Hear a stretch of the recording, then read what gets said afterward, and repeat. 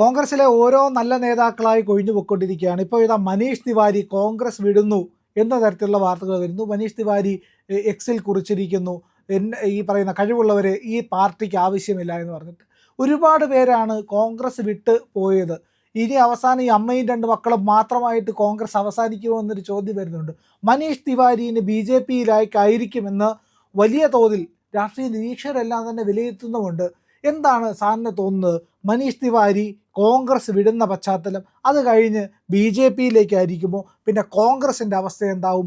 ഇതിൻ്റെ പരിണിത ഫലം എന്താണ്? പറയാമോ സാർ? അത് പിന്നെ പ്രത്യേകിച്ച് ഈ ഇന്ത്യ മുന്നണി ഇപ്പം ഓരോ ദിവസം ചെല്ലുന്തോറും ചോദിച്ചുകൊണ്ട് വരികയാണ്. അതിലെ പ്രധാനപ്പെട്ട ഘടകകക്ഷികളൊക്കെ ഒന്നുകിൽ ഇല്ലാതാകുകയോ ഇല്ലെങ്കിൽ നാമമാത്രമാകുകയോ ചെയ്തു. അല്ലേ? അരവിന്ദ് കെജ്രിവാളിൻ്റെ പാർട്ടി, മമതാ ബാനർജിയുടെ പാർട്ടി, TMC, ഇങ്ങനെ ഓരോ പാർട്ടി, ശിവസേന, അങ്ങനെ DMK വിട്ടുപോയി. DMK മുന്നണിയിലില്ല ഇപ്പോൾ.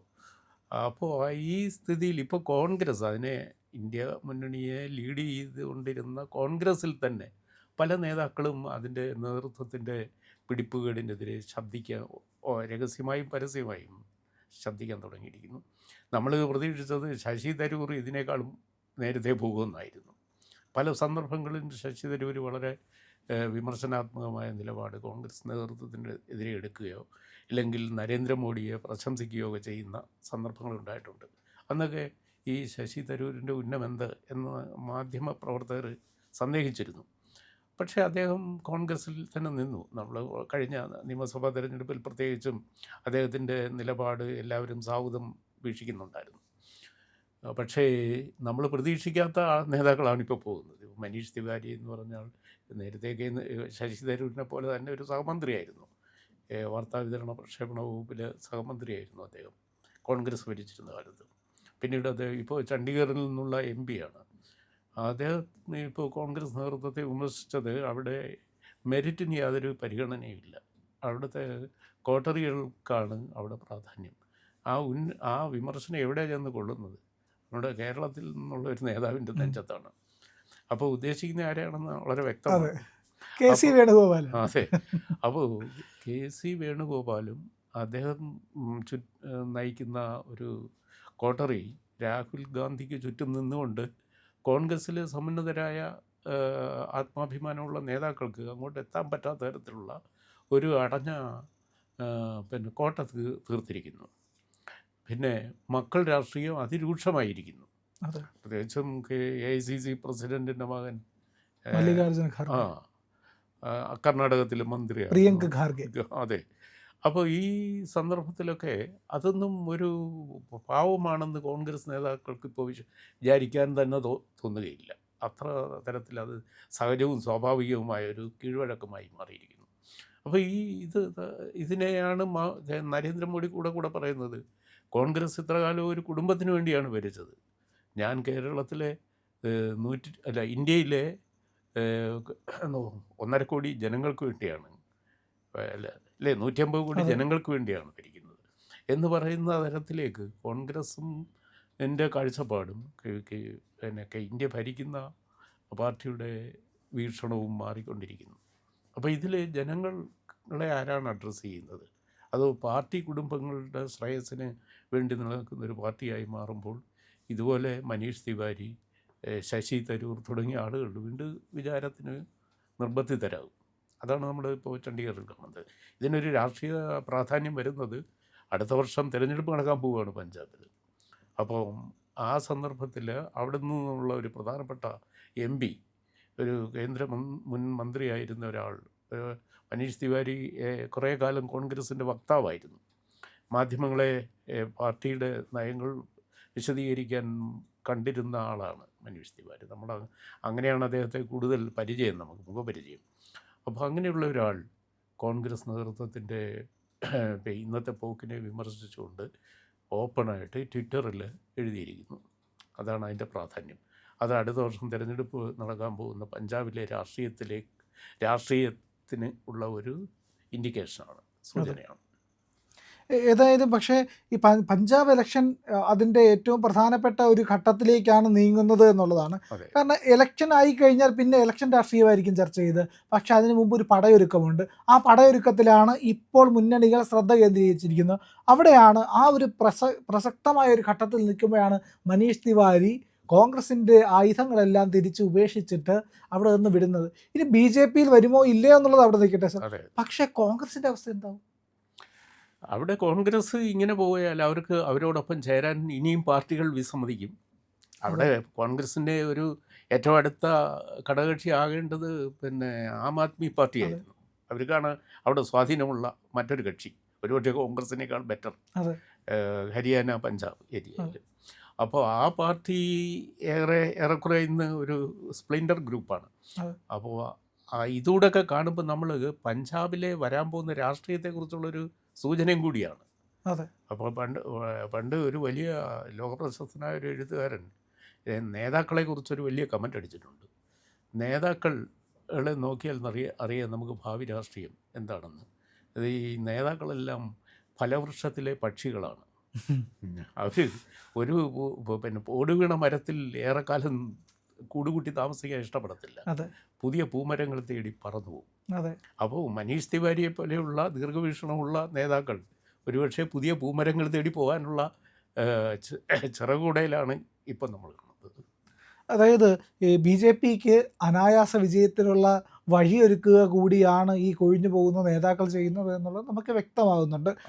ഈ കോൺഗ്രസിൻ്റെ അവസ്ഥ തീരെ ഗതികെട്ട ഒരു അവസ്ഥയിലേക്ക് ചെന്നെത്തിച്ചേരാം. പക്ഷേ ഇത് നമ്മുടെ രാഷ്ട്രീയത്തിൽ ഉണ്ടാക്കുന്ന പരിണിത ഫലം അത് എന്ന് പറയുന്നത് BJP-യുടെ എതിരില്ലായ്മ എന്ന് പറയുന്ന ഒരു ജനാധിപത്യത്തെ സംബന്ധിച്ചിടത്തോളം ഒരു പക്ഷേ ഒരു വിമർശനമായിട്ട് പലരും കണ്ടേക്കാം.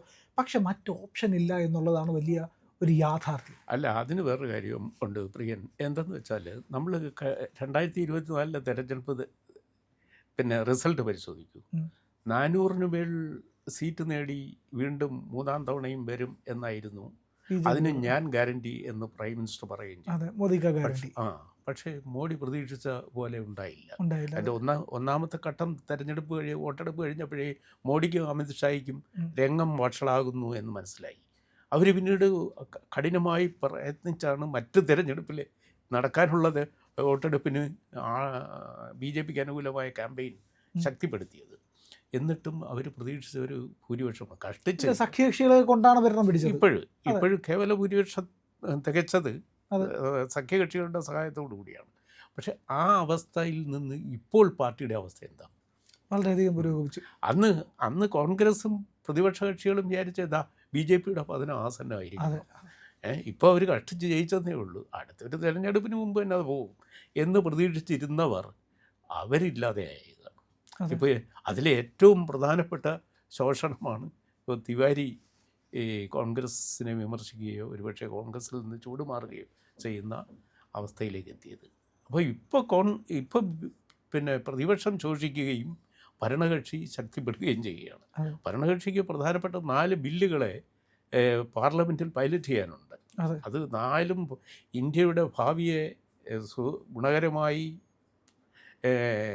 പിന്നെ പോഷിപ്പിക്കുന്ന 4 പ്രധാന ബില്ലുകളാണ്. അത് വരണമെങ്കിൽ 3-2 ഭൂരിപക്ഷം വേണം അത് പാസ്സാകണമെങ്കിൽ, കോമൺ സിവിൽ കോഡ് അടക്കം. അപ്പം വനിതാ സംവരണം, കോമൺ സിവിൽ കോഡ് ഉൾപ്പെടെ 4 ബില്ലുകൾ. അപ്പോൾ ഈ 4 ബില്ലുകൾ പൈലറ്റ് ചെയ്ത് വിജയിപ്പിച്ച് 2 സഭകളിലും വിജയിപ്പിച്ചെടുക്കണമെങ്കിൽ ഇന്നത്തെ നിലയിൽ BJP-യുടെ അംഗസംഖ്യ അല്ലെ ഭരണകക്ഷിയുടെ അംഗസംഖ്യ 360-ന് മേളിലെത്തിക്കണം. അതെത്താനായിട്ട് ഇനി അധികം ദൂരമില്ല. ആ സ്ഥിതിയിലേക്കാണ്. ഇനി ഒരുപക്ഷെ 360 എത്തിയില്ലെങ്കിൽ പോലും 3-2 എത്തിക്കാൻ ഒന്ന് ഇത് DMK മാറി നിൽക്കുക, വോട്ടെടുപ്പിൽ നിന്ന് മാറി നിൽക്കുക, മമതാ ബാനർജിയുടെ 20 MP-മാർ NDAക്ക് ഒപ്പം ചേരുക, ഇങ്ങനെയൊക്കെയുള്ള സ്ഥിതി വിശേഷം വരുമ്പോൾ ഈ വനിതാ സംവരണ ബില്ലടക്കം സഭയിൽ പാസ്സാക്കിയെടുക്കാൻ പറ്റും. ഇതാണ് അവസ്ഥ. അപ്പോൾ ഈ തുടക്കത്തിൽ 2024 വളരെ മോശപ്പെട്ട ഒരു വിജയമാണ് ലഭിച്ചതെങ്കിലും ഇത് കൊണ്ടെത്തിക്കാൻ പോകുന്നത് അത്ഭുതകരമായ ഒരു പര്യവസാനത്തിലായിരിക്കും. അങ്ങനെ വരുമ്പോൾ പിന്നെ 2019 റിസൾട്ട് എന്താണെന്ന് നമ്മൾ പ്രത്യേകിച്ച് പറയേണ്ട ആവശ്യമില്ല. ആ തരത്തിൽ പ്രതിപക്ഷം ദൈനംദിനം ദുർബലമായിക്കൊണ്ടിരിക്കും. അതാണ് തിവാരിയിൽ നിന്ന് നമ്മൾ. ഇതിൻ്റെ എല്ലാം പ്രാഥമിക ഉത്തരവാദി ആ പപ്പുമോനാണ് എന്നുള്ളതാണ് ഇതിലെ ഏറ്റവും ഒരു പ്രധാനപ്പെട്ട കാര്യം. അത് ഹിമന്തയുടെ പോക്കിലായതും ശരി തന്നെ, ഈ അവസാനം മനീഷ് തിവാരിയിലടക്കം അതിന് ഒരു കാരണമല്ലേ? തീർച്ചയായിട്ടും ടോട്ടലി കോൺഗ്രസിൻ്റെ AICCയുടെ നേതൃത്വത്തിൽ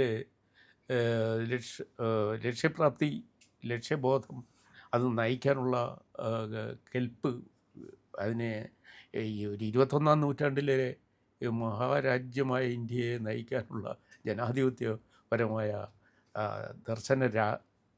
രാഹിത്യം എന്നീ കാര്യങ്ങളെല്ലാം അതിനകത്തുണ്ട്. മല്ലികാർജുൻ ഖാർഗെയെ പോലെ ഒരു കടൽക്കിഴവനെ വെച്ചുകൊണ്ട് ഈ പാർട്ടി അദ്ദേഹത്തെ ഒരു പ്രതീകമായി വെച്ച് ഈ രാഹുൽ ഗാന്ധിയും അയാളുടെ സഹോദരിയും അമ്മയും എല്ലാം കൂടെ കാട്ടിക്കൂട്ടുന്ന വെപ്രാളങ്ങളല്ലേ. ഭരണം കിട്ടിയ ഇവരെന്തായിരിക്കും? 10 വർഷം മൻമോഹൻ സിംഗിനെ പോലെ ഒരു പാവ പ്രധാനമന്ത്രി വെച്ചുകൊണ്ട് ഇവരെന്തല്ല കാണിച്ചത്. അതുകൊണ്ടാണല്ലോ നരേന്ദ്രമോദിക്ക് മാറ്റമില്ലാത്ത തരത്തിൽ തുടർ ഭരണം കിട്ടിയത്. അപ്പോൾ ഈ അവസ്ഥ തുടരുകയാണെങ്കിൽ കോൺഗ്രസിൻ്റെ അഡ്രസ്സ് തീരും. കോൺഗ്രസ്സിലെ പ്രധാനപ്പെട്ട നേതാക്കളൊക്കെ അവരുടെ അസ്തിത്വവും വീണ്ടെടുക്കാനായിട്ട് മറ്റു മാർഗങ്ങൾ തേടും. അതാണ് സഖ്യകക്ഷികൾ ഇപ്പോൾ തെക്കൻ സംസ്ഥാനങ്ങളിലും വടക്കൻ സംസ്ഥാനങ്ങളിലും വിട്ടുപോകാനുള്ള കാരണവും അതാണ്. അത് തന്നെയാണ്. നിങ്ങൾ ഞങ്ങളുടെ കൂടെ ഉണ്ട് എന്നതാണ് ഞങ്ങളുടെ വിജയം. ഒപ്പം നിങ്ങൾ കൂടെ ഉണ്ടാവണം, ഒപ്പം സഞ്ചരിക്കണം.